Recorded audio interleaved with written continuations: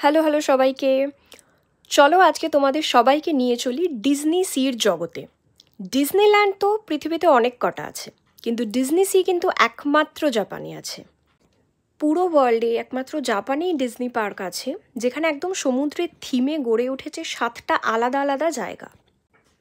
আমরা প্রথমেই ঢুকে গেছিলাম মেডিটেরেনিয়ান হারবারে।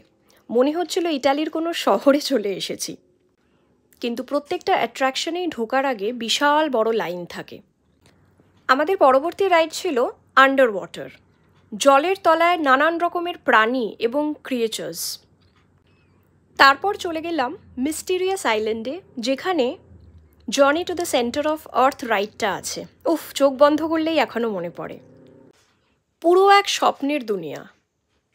এমনকি ডিজনির কিছু লাইভ ক্যারেক্টার্সকেও দেখলাম। তারপর চলে গেলাম মারমেড লাগুনে। এটা পুরো ছোটদের একটা স্বপ্নের জায়গা, কিন্তু আমি সব থেকে বেশি এক্সাইটেড ছিলাম সোরিং রাইডটার জন্য। দেখুন, একটা 360 ডিগ্রি লুপ আছে। উফ, সত্যি মনে হচ্ছিল আমি আকাশে উড়ছি, এত সুন্দর ভিজুয়ালস চারদিকে। এটা হলো অ্যারাবিয়ান কোস্ট। মনে হচ্ছিল আলাদিন আর জিনি যেন একদম পাশে পাশে ঘুরছে। জায়গাটার ডিজাইন, লাইটিং সব একেবারে টপ নচ ছিল। আর দিনটার সব থেকে জাদুকর মুহূর্ত হলো এই ফায়ার ওয়ার্কস। ডিজনি সির এই ব্লগটা কেমন লাগলো জানিও।